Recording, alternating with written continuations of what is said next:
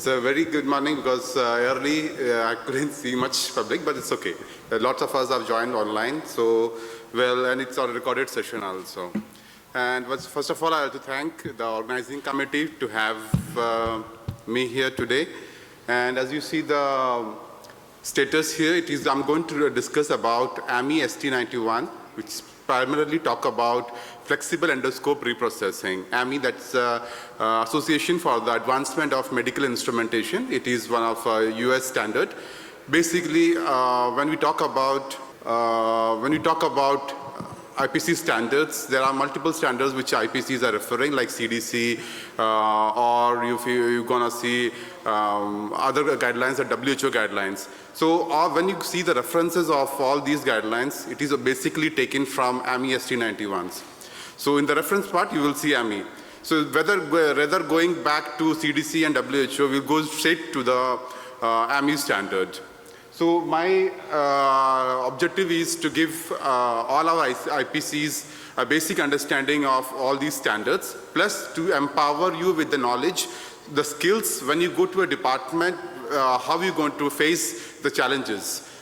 To face those challenges with the staff, with the administration, you need to have a comprehensive knowledge about the standard. So this type of standards will encourage you to empower you with all type of knowledge. So other than, as I told you, other than AAMI ST91, we have CDC, we have SEGNA, we have AORN guidelines. So basically all talks about the same thing, but in a different language. Next slide. So along with AAMI ST91, we have another AAMI standard which talk about comprehensive guide for steam and sterilization. Another standard which is ST58, which talk about the chemical sterilization. So for all these important points, we need to refer to a different guidelines.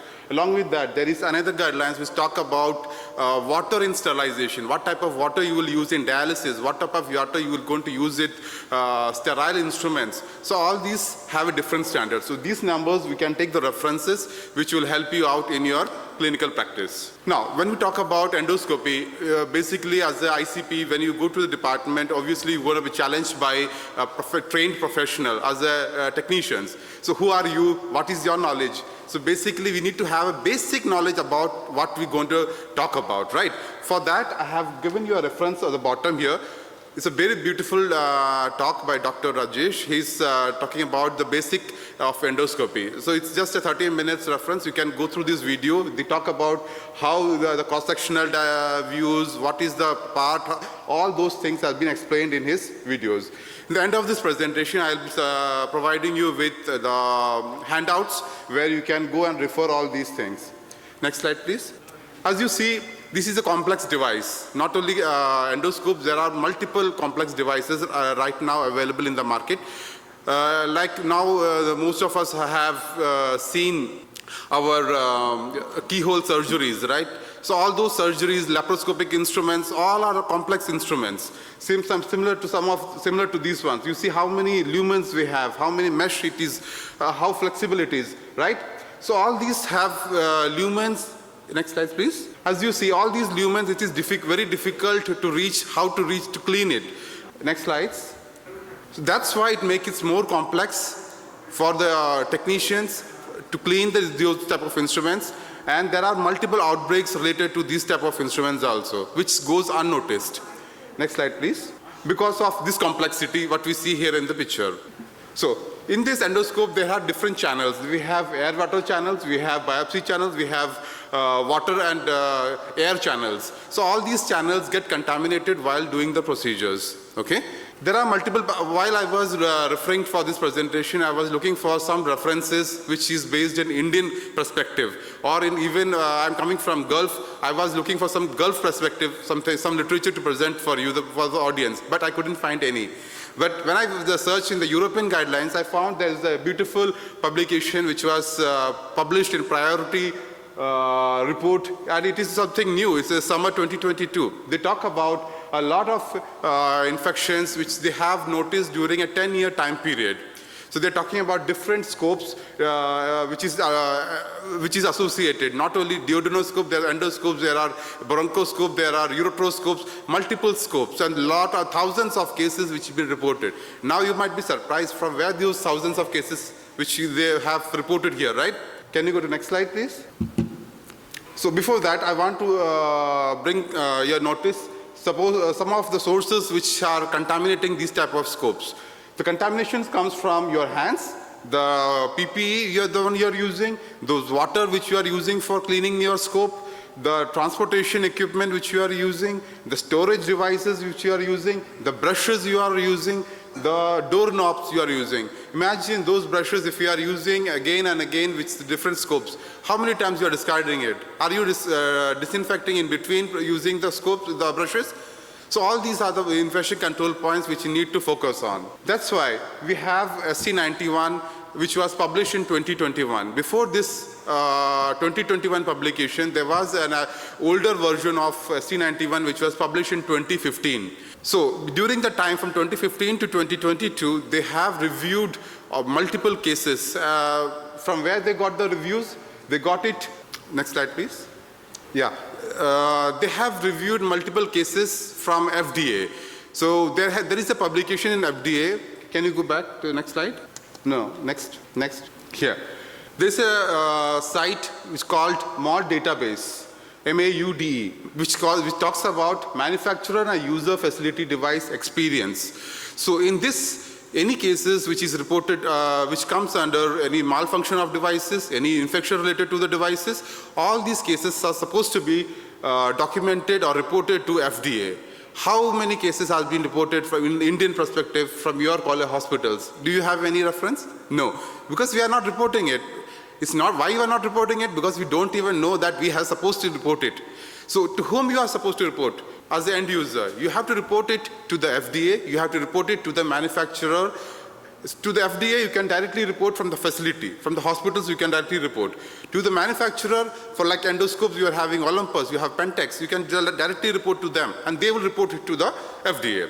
So all those reports which you are reporting, it is comes under MAUDE database. And over the previous slides which I showed you regarding the outbreak incidences, this data has been taken from MAUDE database. Okay, next slide please. So how to refer it to this MAUDE database and database? There is another slide which I will be sharing with you where we can go, it's a YouTube video, so we can go back and refer it to and how to get this data. State-wise, country-wise, you will be able to get that data. Next slide please. Yeah. So this MAUDE database talks about failure in visual inspection. This is a quarterly report which is published by Healthmark, and you will find beautiful references, beautiful case studies regarding those references. This ST91 is actually a reference made by MAUDE database. They have studied 10-year time period of all these cases, and based on that evidence-based guidelines, they have come across this ST91. So this already includes the errors, it also includes about the sterilization techniques, it already includes about the failure in endoscope reprocessing. All those cases are being reported through MAUDE database. Next slide. So this is one of the latest research publication by Corey and team. This is, you can find somewhere in the next slide, I put their references. So what they have done, they have studied this MAUDE database and they have published their guidelines. As per you see the 2023 latest report, they have published, can you remove those at the corner please? By 2023 quarter 4, there were 8,753 cases which were reported through MAUDE database. Imagine how many cases be reported from your facility, how many cases be reported from your state, how many cases be reported from your country. I don't have any references, I don't have any number. But when you see the European guidelines, if you go back to the MAUDE database, there are reports, there are numbers which you can present. So this 8,753 cases, from where you got this number? Let's see the next slide, please. Here, go back, yeah. So this 853 reports are posted by FDA in quarter 4, 2023. So there are recently published quarter 3, 2024 also, where I couldn't get the data. They talk about dirty brushes, they talk about surgical accessories, they talk about pink fluid from the clean endoscopes which are already in the storage. They talk about tissue from the patient. These are all things from where they got it, inside the cleaned, sterile scopes which were already in the storage. Next slide, please. There was a recent published data. They talk about in Tokyo, they have a Pentex scope which was having an outbreak. So they have published this data. Next slide, please. And it was in January 2024, this published regarding a colonoscope outbreak of Salmonella cases. So you can go back to the references and can study more and think about doing such type of research and publishing also those data. Now, when you talk about duodenoscope, these are some of the higher risk scopes. Why it is higher risk scope? As you see the complex structure at the bottom of the tip of the endoscopes, this elevator part, which is the most complex area in the scope, which harbors the microorganisms, and it is very difficult for a person technicians to clean it, where they missed all those infections. Now, many countries have made a cap for those endoscopes. So now there are many incidences where when you place those endoscopes to the patient, those cap remains in the patient. So that's another challenge for the technicians and the doctors. Now, they are talking about high-risk scopes. So what are those high-risk scopes? High-risk scopes like duodenoscope, the one I showed you.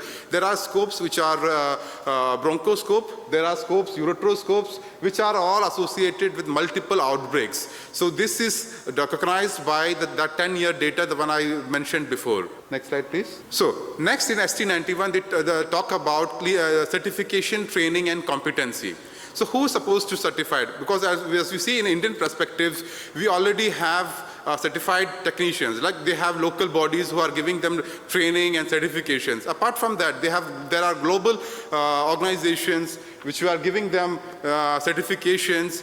As the ICP, you're supposed to do their competencies also. For you to do their competency, you have to get trained first, right? You have to have that knowledge, you have to have that competency to go back and do their competency of the technicians. Obviously, otherwise they will fire you back. So I was talking about those certification globally what we are available. So this is one of those which from Certified Board of Sterilization Process, CBSPD, we have HSPA certification for CER, Certified Endoscopic Reprocessor, and there are from SEGNA, which is also giving you other certifications. So, and for, it's not only for the technicians, rather you can, as an infection control, you can get certified also. So for that, you need to have a small period of experience, like maybe around 6 months of experience in a clinical area. Then you are eligible for applying these type of certifications. Next, we talk about attire. So when we talk about attire, first of all, you need to think about the clinical procedure area. Which type of PPE you're going to use there? Second thing, you need to talk about if the staff is going and wearing the same PPE from the clinical area and going to the decontamination area. This is one of the second point we need to look onto. Third point, once they're in the decontamination area, which type of PPE they're supposed to use? Because they're going to use special chemicals, right? So this is totally different. The PPE which is going to be used in decontamination is supposed to be different, and the one you are going in the clinical procedure area will be different. Why different? Because of the chemical compatibility. The one chemical you're going to use, you have to look again to the IFU, or you have to look again to the material safety data sheet. Based on that, you have to look onto select your PPE. Okay. Next, we talk about the procedure area. How is this supposed to be your procedure areas? Like from the transportation, when you talk about reprocessing standards, first of all, you should supposed to have a proper flow of instruments, right? From the clean area, from the procedure room, it has to go through a proper, go back please. Yeah, you're supposed to have a proper transportation trolley. With the transportation for clean and for the dirty. From there, you're going to go to the dirty area where you will receive your contaminated scope, where first of all, it has to go through a proper channel. It cannot go through a clean or go to the dirty. It has to go through a dirty, it should be cleaned, then it should be reprocessed, and it will go to the clean area where it will be stored.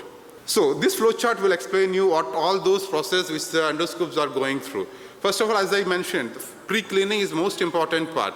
Pre-cleaning has to be done at the point of use. How are you supposed to do the pre-cleaning? There are multiple chemicals, what you call the pre-cleanse or pre-diluted enzymatic solutions are available in the market, which we can use for pre-cleaning at point of care use. After that, you're supposed to reach to the decontamination area where you're going to do the leak test, dry leak test, wet leak test. After that, you will be having manual cleaning, rinsing. Then you have, there's supposed to be having a cleaning verification test. This is something which is newly added to the standard. Mostly, I'm sure most of us are not doing it. Then we have inspection. Again, this should be how you're supposed to do the inspection. I'm going to discuss it in the further slides. Then we have high-level disinfection or sterilization. After that, storage. And this cycles goes on. Next slide, please. So common weak point or the lapses happens in the leak testing. Next, in the manual cleaning area, rinsing after the manual cleaning, high-level disinfection, and drying part, storage part. So your infection control focus has to be on all these areas. For leak testing, you have to test the leak tester, right? For the manual cleaning, you have to do the verification of manual cleaning. You have to look onto the brushes, which type of brushes you are using. Are you reusing the brushes or supposed to be single-use brushes? Then you need to talk about the rinsing after the manual cleaning, which type of water you are going to use, right? Then you have to talk about high-level disinfection. How many days this disinfectant is being used? For Sidex, there are different, 14 days, 22 days, right? So you have to look onto that. What type of PPE you are using? You have to look onto that. The documentation part, you have to look onto that. So all those, once you finish the high-level disinfection, you have to do the proper drying of the scope. So I'm going to show you in the next coming slides what are the findings. Drying monitoring you have to do. Next, you have to do surveillance. How many of us are doing surveillance for our scopes? Very few. Wow, I saw one hand there. How frequent, ma'am, you are doing the surveillance? Monthly. Wow, that's great. So you're supposed to do monthly. For doing the surveillance also, very few people know how to do the proper surveillance. So I'm going to discuss those also. Next slide, please. Yeah, I was talking about the pre-cleaning. Pre-cleaning has to be done at the point of care.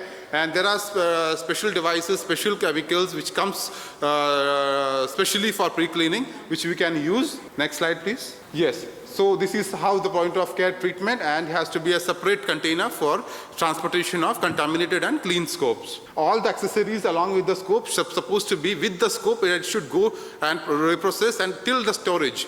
We cannot mix those items. Next slide, please. Yeah, next slide. So point of care treatment, what are those errors which happens in this area? So suppose sometimes what happens, the technicians forgot to wipe the exterior. Sometimes they forgot to suction the channels, because there are, as I mentioned, there are multiple channels inside the scopes. Then sometimes they forgot to flush the channels, right? What happens if you don't flush the channels? Those debris which will form biofilm, it's hard to come out from the scopes, those lumens, right? Then the dried up of microbial burden inside the scope is very difficult for you to clean. It can lead to lower microscope clearance from the endoscope, then high microbial contamination in the clean sink also, which leads to infection for the technician, infection to the patient. Next slide. So one of the hospitals, while I was visiting, I was doing the auditing, I noticed this. Is this acceptable? Is it a practice in your facility? Can you transport your scope in this manner? No. So how are we supposed to transport it?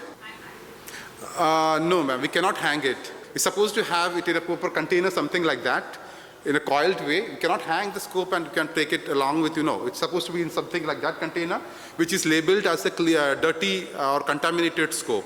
Okay? So, and it has to be closed also while you are transporting it to the decontamination area. Same, when it is reprocessed, you need to have a different container. Maybe same container, we have to clean, disinfect, and put a new sterile barrier. Then you can put the clean scope. Like that, you're going to transfer it. Okay, next slide, please. Okay, so once you finish the procedure, you need to do some handing over to regarding the scopes also. It's just not that you will push the scope and give it to the CSSG staff. Before handing over to pushing the scope and handing over to the decontamination staff, you need to tell them what type of, which patient have undergone the procedure, what type of contamination level it was having. Maybe the colonoscope, maybe the patient was having a massive bleeding, right? Maybe there was no proper bowel preparation for the patient. So all these small information has to be disseminated to the decontamination area staff also, so that they will prioritize, rather than keeping the scope for a long period of time, they will immediately reprocess it as soon as possible, and they will consider more cleaning or disinfection or some other extra procedures. So next slide, please. Yeah, thank you. Yes, yes.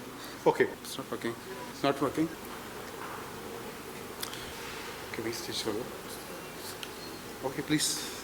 Okay, this is what I was talking. We need to test the leak tester also, if your leak tester is working properly or not. So this is another step which you have to include in your daily practice. So how to do the leak testing tester and everything, you will find it in a YouTube video. You can go back and type these things and you will find it there. Due to time restraints, I couldn't continue explaining more about these points. There? Okay. Okay. Well, thank you. So, cleaning verification, I have just mentioned about it. You have to do a cleaning verification test, which is usually a protein test, which is being done. Yeah, better you can do from there. Yeah, this is what I was talking, one of the kit which is available for protein test, where they're going to check after the manual cleaning of the scopes. Okay, so this is also included only for the high-risk scopes. The high-risk scopes which I mentioned before, bronchoscope, cystoscope, your duodenoscopes, all those high-risk scopes, or those colonoscopes which included those type of high-risk procedures which had patient have bleeding and all those type of scopes, we can do protein tests for them. Okay. So when you talk about visual inspection, we are supposed to have a magnifying glass where you're going to look into the proximal and distal end of the scope, because those are the most vulnerable part of the scope which gets cracked during the procedure. Then have the handle, then the eyepiece, distal end of the lens, and fiber optics. This area which we get the most damages and contamination of the scopes. Next slide. So in some facilities, they have this type of equipments where they are doing those visual inspections, which is called, yeah, next slide. So these are some other devices which they are using. Yes. So these are another devices which they are another type of scope which goes inside the scope and which we can identify if there is any debris inside the scope, there is damage inside the scopes, right? Next slide. So when we talk about magnifying observation, these are the things which lacks from our naked eyes. When you go into your ICPs, when you go into your storage area, you can use your magnifying lenses and look onto these areas. What happens after a few days? This end part of the scope, which remains inside the patient body. And it also harbors microorganisms. So this is what happens if you are not doing proper visual inspection. Next slide. You can see the damage at the tip of those scopes. Then high-level disinfection, as I mentioned before, for high-level disinfection, you need to look on the how many days your chemical is been there. You have to do the MIC test, minimum inhibitory concentration of the high-level disinfection, and you have to document it is also. Every day you have to document it properly. Next, you have to do the proper PPE based on the chemical which you are using. Next. Okay, so once we went for ICP went for a round and they noticed like this type of automatic endoscopic reprocessor, they noticed a gray stain over the endoscope reprocessor. So what will be your interpretation? Why it could have stained like this? And they are using Sidex OPA as a high-level disinfectant. Why you can see the stains, gray stains over inside the endoscopic reprocessor? Because protein, when it comes in contact with Sidex, it turns gray in color. That means your technician have not done the proper manual cleaning. They might have just put the scope without manual cleaning into the endoscopic reprocessor, thinking that it is a washing machine, it will do all the things. No, it don't happen like that. So this is one of the IPC supposed to know their knowledge, and they have to go, when you go for auditing, you can check these things. Next slide, please. So these are the references which I was talking about. Next slide. Okay, so when I was talking about the water the word used for endoscope, this is one of the standard which was technical information report before. It was technical information report 34. Now it's a full standard by AAMI ST108, which talks about the water used for medical devices. Next slide, please. Monitoring water quality. This is another example. There are multiple outbreaks related to water, the type of water you are using in the endoscopes, so which is published and can not published in our Indian perspective, in global perspectives. You can see the next slide, please. So this is the standard which was published in ST34 before. I couldn't get the reference for ST108 because it's a new standard. I couldn't get the updates. But ST34, this is the one update. They're talking about what are the water quality, water measures, which is supposed to look on. Next slide. And this is another slide which will help you out in maintaining the quality, and we have to look on to what is the action advices based on your water report. Next slide, please. Next. So there will be a question, so how frequently are you supposed to watch the water quality, right? So this is an example based on the ST91 guidelines. The microbial quality of the rinse water to be monitored on a weekly or monthly basis to establish a baseline first. You have to maintain a baseline. Based on that, you have to do a risk assessment between your infection control committee, and you can decide further it's supposed to be monitored monthly or quarterly. Okay? Next slide. Yes. Yeah. Okay. Can I see it? So whenever I'm talking about water quality, there are, suppose your scope has, when it goes into the storage, supposed to be dry. So this is how you need to look onto the, when you go to the, endoscopy department. If your scope, if you see there's water puddles on the bottom of the storage device, that means your scope is not dried properly. Supposed to be, the scope has to be dried for 10 minutes with a regulated metered air pressure, medical air, okay? So you have to use medical air for drying those scopes. Same slide. Sometimes people are using these type of underpads, incontinence pad to dry those, which is also not recommended. So that means your scope is not dried properly.